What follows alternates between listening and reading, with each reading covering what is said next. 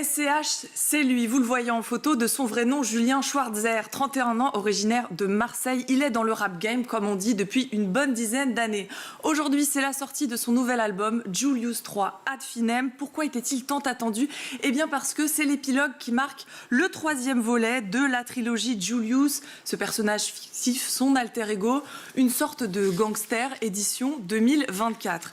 SCH, fan de la cinématographie de gangster, voici ce qu'il disait au micro de Léa Salamé cette semaine à ce propos.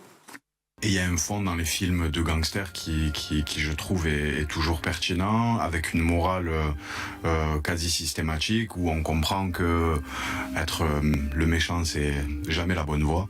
Et j'aime beaucoup ça. Aussi dans le cinéma français, d'il y a une 60aine d'années, j'aimais beaucoup les dialogues et le fond finalement que je trouve qu'on perd aujourd'hui de plus en plus. Mais je suis attaché à ça. Le rap de SCH est sombre, esthétique, introspectif et mélancolique. Le rappeur a la voix grave et ses thèmes de prédilection s'accordent autour de la richesse, de l'amour, de l'amitié, de la mort et on l'a compris, du cinéma de gangster. Alors si vous ne le connaissez pas, sachez que SCH cumule près de 4 millions d'écoutes sur les plateformes de streaming. Bref, il est devenu l'une des personnalités préférées des jeunes. D'ailleurs, comme beaucoup d'autres rappeuses et rappeurs, tels que Clara Charlotte, Le Juice, Damso ou encore Dinos qui viennent de sortir leur album.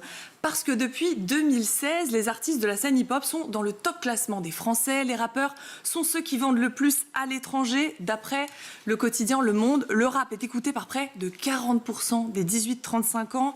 Le rap, c'est le genre le plus écouté chez les jeunes et pourtant le plus controversé, car dans la balance, jeune plus rap égale mauvaise influence.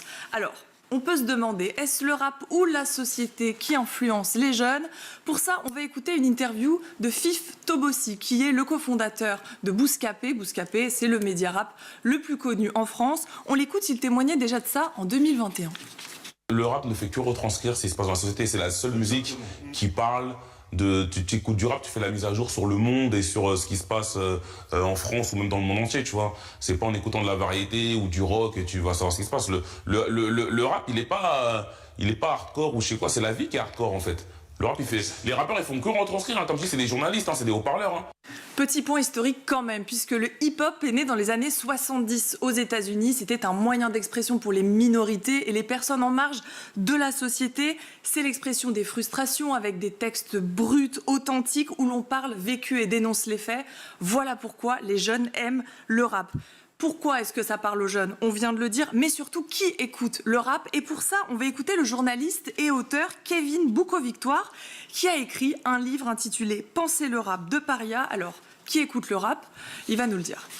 Le rap, c'est la nouvelle pop, en fait. Oui, alors tout le monde, j'ai envie de dire, à condition d'avoir moins de 25 ans, voire moins de 35 ans, puisque c'est au-delà, le rap n'est plus la musique la plus écoutée en France. Plus on est jeune, plus on écoute du rap.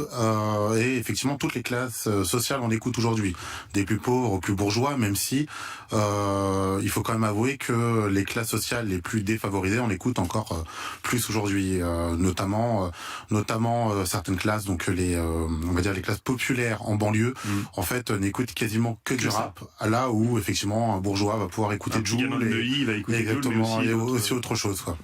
Mainstream et accessible, le rap a réussi son pari, s'imposer de partout. Le rap, ne l'oublions pas, reste un art, moyen de crier ses convictions, de dénoncer les inégalités. D'ailleurs, dernier exemple en date, en novembre, l'UNESCO a lancé un concours, on en voit l'image là tout de suite, intitulé « Rap et Slam » afin de lutter contre les violences fondées sur le genre. La règle était simple, il fallait envoyer une vidéo et rapper autour de la thématique des violences faites aux filles et aux femmes. Alors on aura le résultat le 9 décembre prochain à Rabat, au Maroc, ce qui peut prouver que rap et jeunesse peuvent aussi faire bon ménage. Mais en attendant, je vous souhaite une belle écoute du nouvel album de SCH qui s'intitule Julius 3 Ad Finem, déjà disponible sur toutes les plateformes d'écoute.